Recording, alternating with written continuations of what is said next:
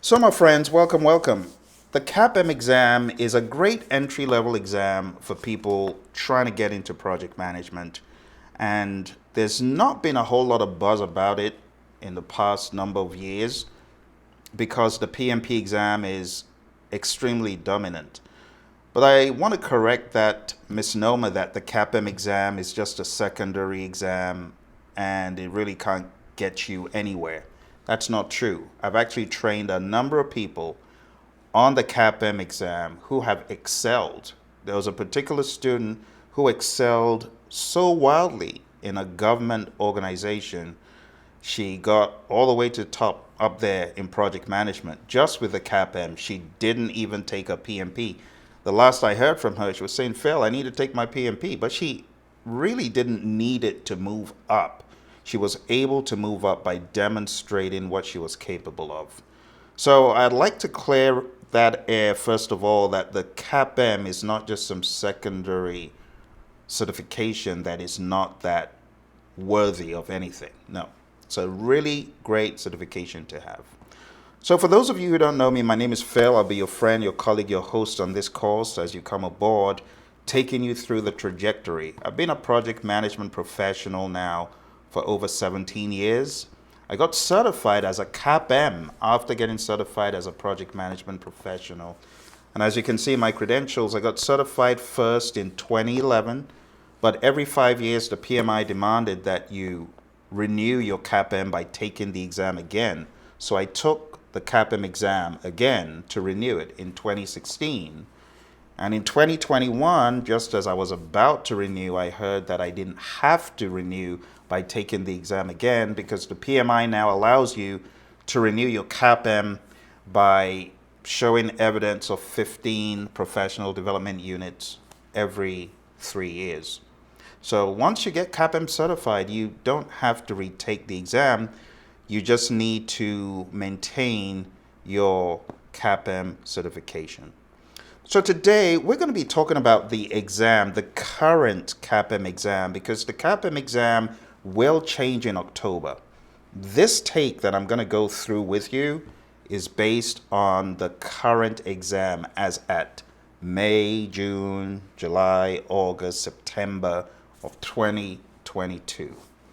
So let's talk a little bit about this exam called the CAPM exam.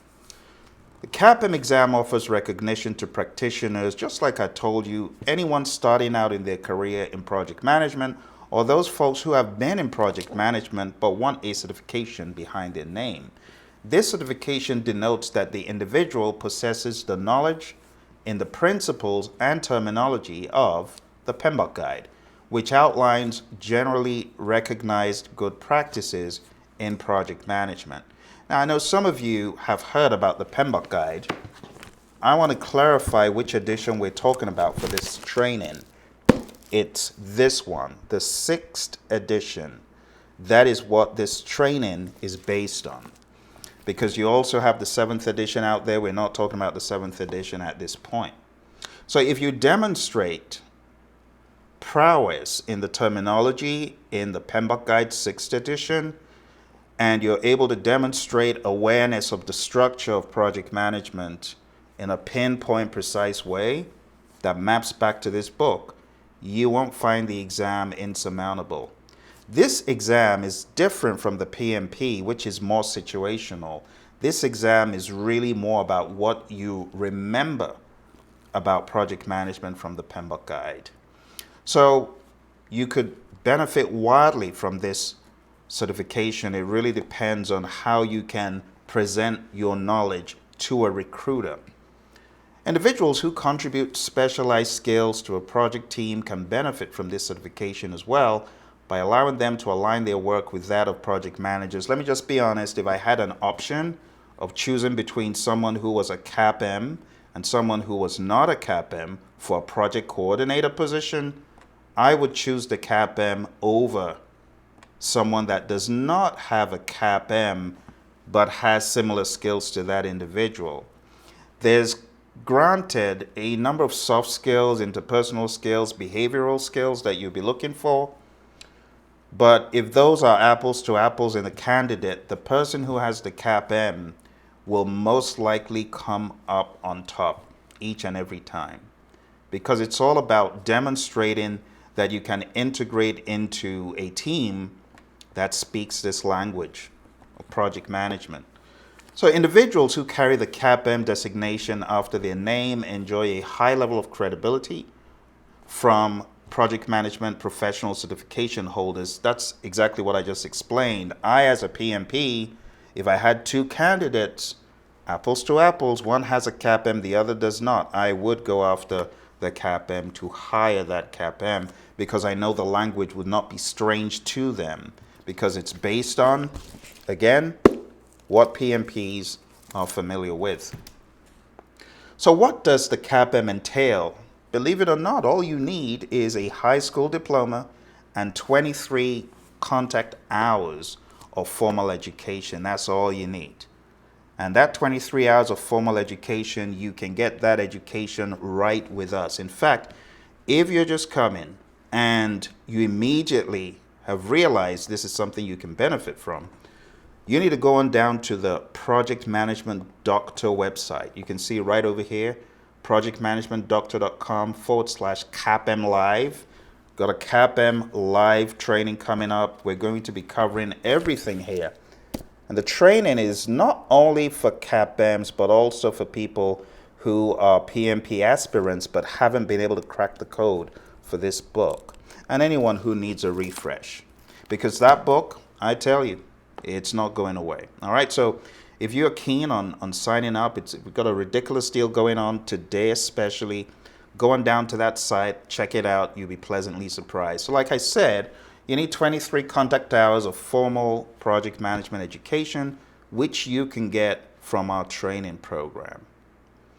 Let's talk about the CAPM at a super high level, what it entails. So like I said, it's not a cakewalk of an exam. It's 3 hours. Imagine sitting down for 3 hours, taking 150 questions. That's right, it's 150. So it does require a level of stamina. It's not as easy as people think. It still requires quite a bit of fortitude to get through it. So let's dig into a few more details about this exam. 3 hours, 150 questions. There are 15 pre-test questions that do not count. Questions are referenced solely to the PMBOK Guide 6th edition in this current exam. In October, that's going to change. It is less situational, but not necessarily easy all around. You either know the answers or you don't. Formulas and math calculations may not be as prominent as expected. I remember my last experience, I only had 3 questions that had formulas. Agile content will be present on your exam, not as much as the PMP, but it will still be on your exam. So how is the exam broken out? It's broken out by chapter. It maps directly back to the chapters in the PMBOK Guide. So you've got chapters 1 to 13. And if you take a look, scan through really quickly, you'll see chapter 10 in communications has the largest number of questions. We can see we've got 10% of the questions in communications. The next biggest chapters, you can see chapters 4, integration, 5, scope, 6, schedule, and of course stakeholder, which makes sense because a lot of your work will revolve around stakeholders, whoever those are.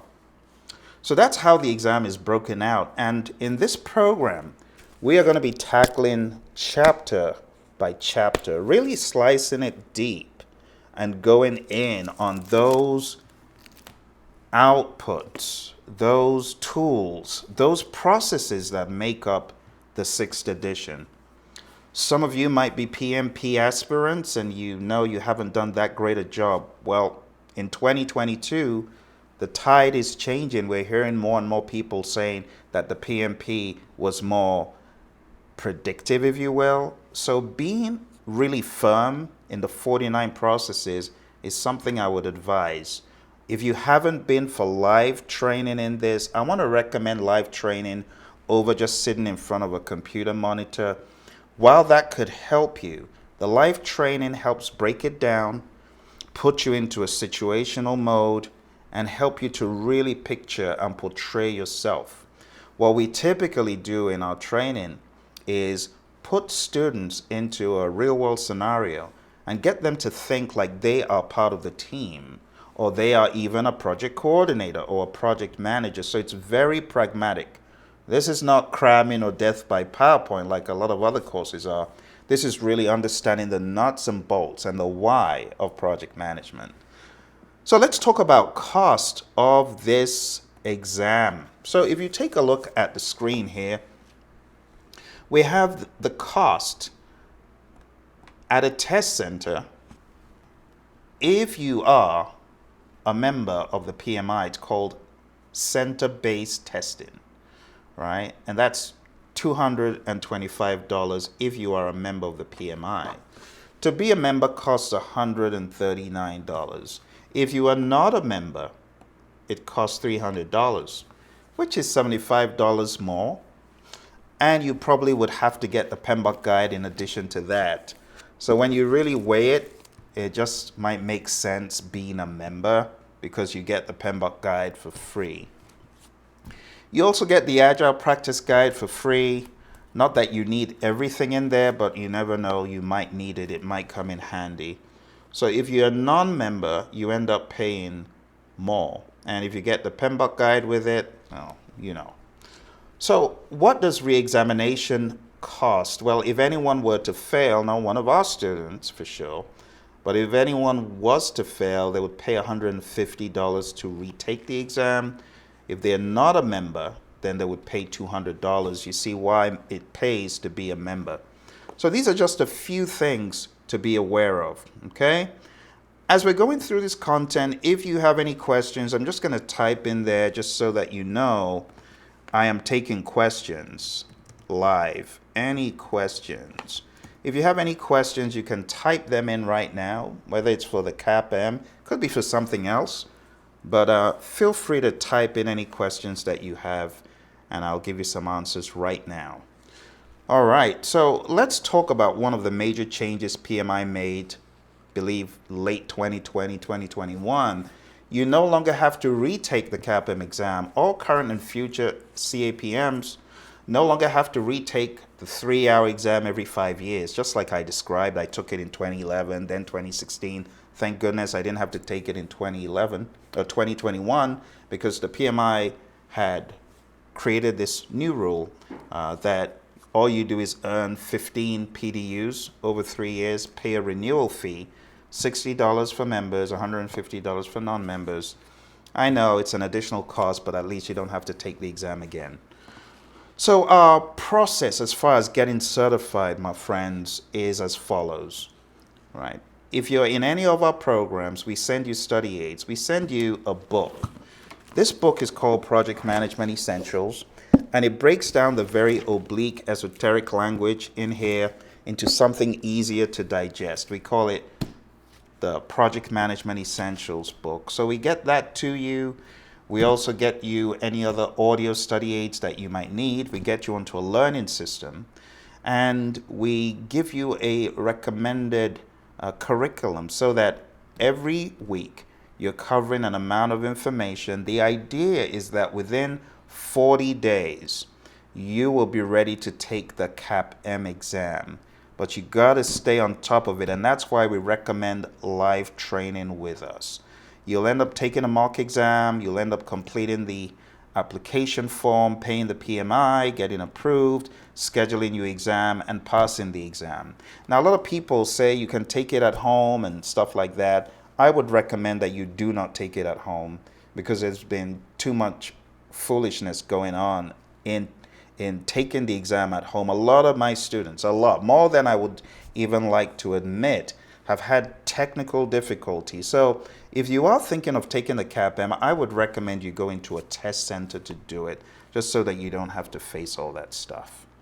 All right, again, we are taking any questions right now. If there are questions about the CAPM, feel free to put them in. This is really focusing on a push effort to get you certified before the new exam in October. The new exam syllabus is very different. It's a lot more robust. You have business analysis there, you have hyper agile stuff in there even more. I would advise you to focus and get CAPM now. because in October, I believe the exam, while it offers more content-rich subject matter, it could be more challenging for a lot of people. All right, so this is a final push before the crazy October rush. It's changing in October. So if you really want to be part of this, I would recommend going down to projectmanagementdoctor.com. We got a ridiculous deal right now. The deal is lower than what you're seeing on the screen. So if you click on that link, you'll be able to register for the program starting on the 8th of June. We don't have a whole lot of time before October, so we need 40 days to really get you immersed, get you tooled up, get you wired, get you to success. All right, if you want to know a little bit more about the CAPM, I would recommend going to this page right here. So I am going to take this link and I'm going to put it in the chat for those of you who don't really have as much exposure to the CAPM. Let's put it in the chat. All right, go to that link in the chat and begin to see what the PMI is looking for from you. You can click on the handbook. You can even click on the sample questions. Let's do that. These are some sample questions from PMI. To be quite honest, these are dinosauric old stuff. This has been around for over 10 years. This is not a great representation of how things have changed, but you get an idea. Which interpersonal skill is displayed by developing a vision and strategy? The moment you hear vision and strategy, you know where they're going. If you want to take a look at these sample questions, I'll do the same thing. I'll put a link here. All right, there's a link. You can go take a look at some of their questions. But instead, I would like to show you what I believe the exam could offer in 2022. So let me show you a different question bank from us. So you've been hired to lead a project that has high visibility. Some very important information needs to be sent out to stakeholders, but you need to decide on the type and format of information needed with an analysis of the value of that information.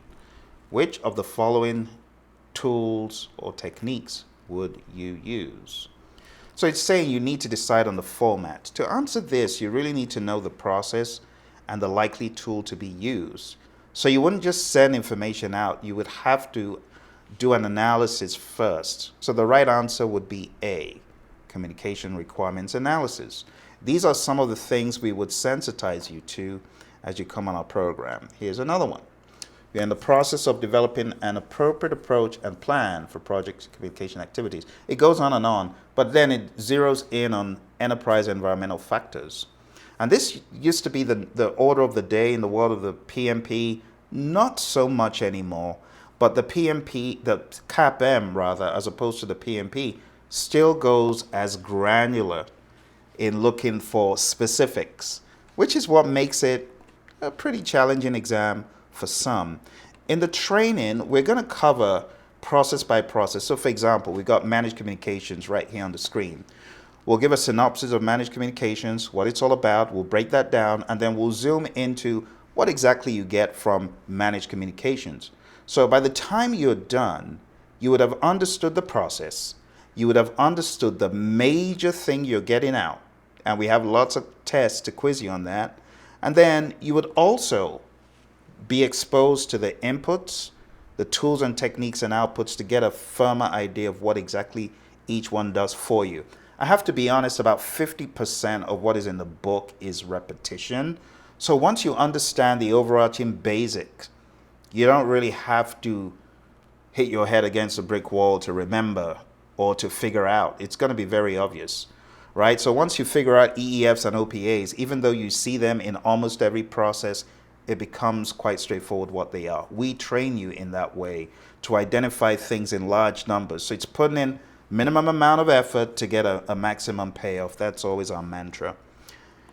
And then something else we would do, we would go into, like I said, specifics of the major outputs so that you understand. We would also go into every set of the inputs, tools, techniques, and outputs so that you understand what each one is. It's not about cramming, but it's really about understanding primarily. Now, on top of that, we have some very specific ITTOs that we recommend you know for the CAPM exam. those we would go over with you. And of course, without saying, you do know you have to understand how the maps like WPD, WPI, and WPR flow. So we would actually cover things like that, the specifics, things that you're likely to find on the exam. We would also cover in a lot of depth. And we'll get you to the point where you actually remember this table, because this is a must know for the CAPM exam. PMP, not so much anymore, but the CAPM that you're taking before October, you absolutely need to know this. So we will be showing you ways, techniques, approaches, and to be quite honest, once you are aware of the 49 and you know where everything is and how it maps, you become a lot stronger as a project manager, you know. So beyond the CAPM exam, being able to organize a project management office, being able to advise how to arrange project management in a firm, this will get you much further ahead than anything else. So for those who might still be banking on the 7th, my advice would be jump on this bandwagon and learn this system right now, because this will set you up for success. Pragmatism is more important than labels. Being able to take something and use it than saying, oh, I took an exam based on the 7th. All right, then what can you do with it? Probably not as much organization and as much finesse as you can with the 6th. All right, I know it's big and ugly. I know. A lot of people hate it. But I'll just tell you from a practical perspective what is in that book. Being able to get in at the CAPM level and really put your heart and mind into it, it could take you levels above. It could take you places in life. All right, so for those of you just come in, we're talking about the CAPM exam. We've got training coming up. As I said in the very beginning, if you're looking to get this done before the crazy October rush, because as exams change, the pace and the velocity gets really crazy, and you've got people rushing to the test centers trying to take the exam, and then you're not able to find space to take the test. Even online at home becomes a challenge, which, by the way, I wouldn't recommend taking at home anyway. For that reason, we have projectmanagementdoctor.com/CAPM live. You really mean business for your CAPM. You need to take advantage today. This deal is going away today at midnight PST. So if you want this particular deal, and it's so ridiculous I can't even publish it here, this is like 1/3 of what a lot of other providers will ask you to pay for CAPM live training. And to be quite honest, a lot of the training out there is just slide decks and slide decks of ITTOs. You don't want that. You want to stay away from that. You want to be in an interactive training program. All right. So I hope all of this stuff that I've been telling you is making sense. Let's take a look at a few more slides, and then we will be done in our quick overview of the CAPM for today. So a good starting point for people coming into the world of project management is understanding the overarching baseline of 5 process groups of initiating a project, which is really authorizing the project, planning the project, executing the project, monitoring and controlling the project, and closing a project. Now, some folks say, Phil, I don't get what project management is. I don't get what a project is. Well, a project is any temporary endeavor that you undertake to achieve a result, an outcome. It could be a deliverable. I like to think about project management in simple terms, like cooking dinner. You could look at that as a project. Like doing yard work, landscaping, that's a project. Pool remodeling, kitchen remodeling, all of that stuff, those are projects. They have a beginning, they have an end.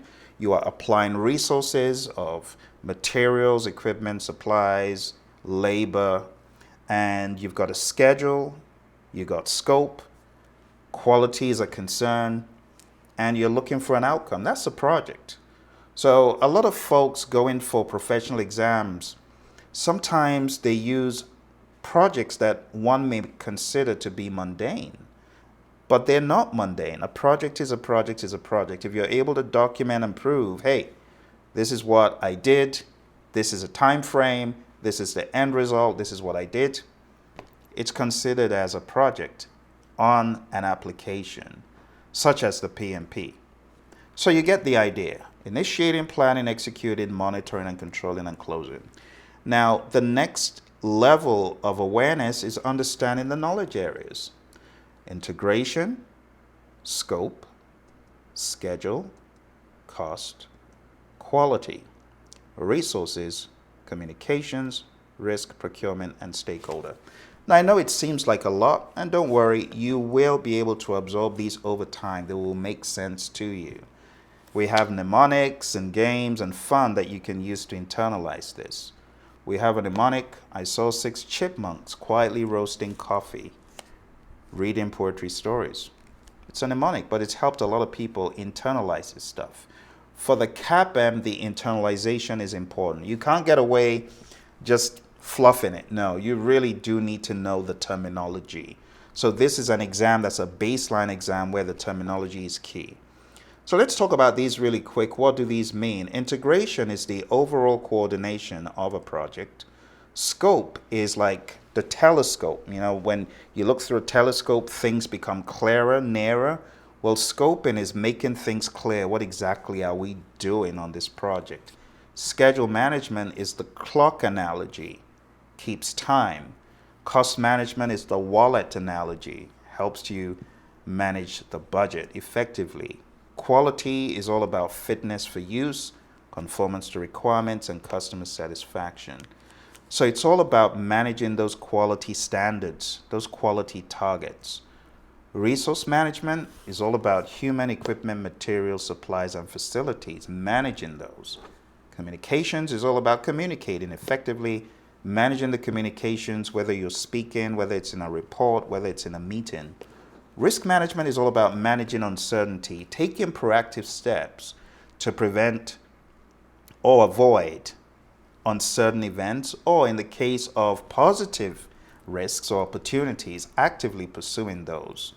So there's quite a bit we talk about in risk. Procurement is all about managing contracts, buying. What are you going to buy for the sake of the project? Is it going to be from a vendor or seller that has a product that's fixed and has a fixed cost and is pretty standardized, like a part, like a machine part?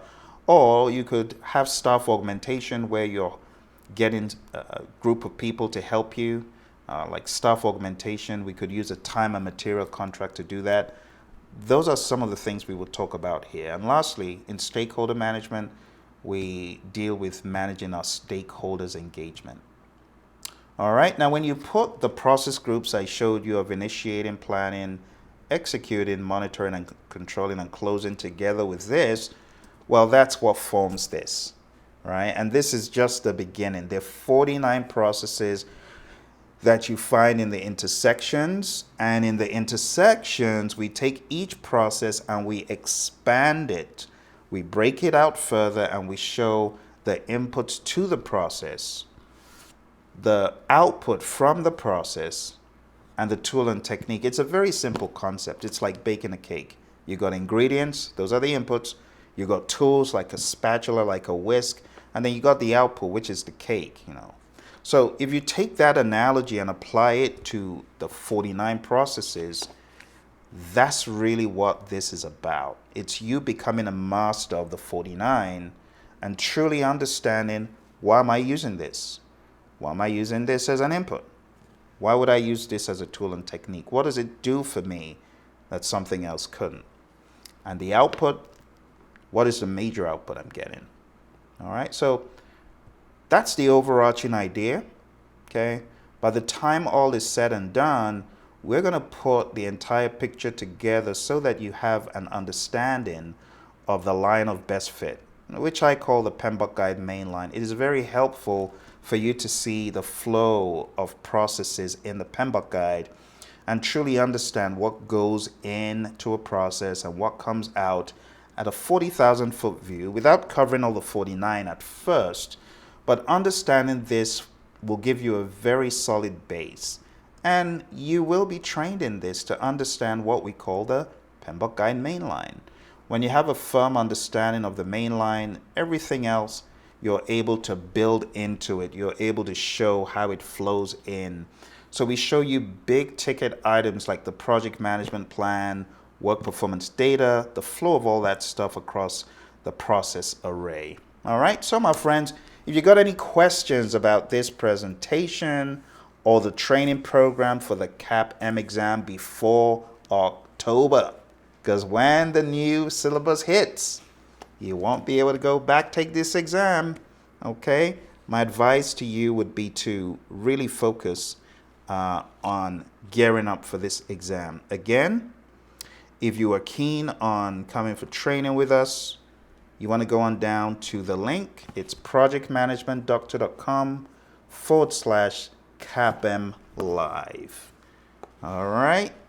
Well, thank you very much for joining me. I wish you all the very best. Again, hit us with questions if there are any questions. You take care and speak to you soon.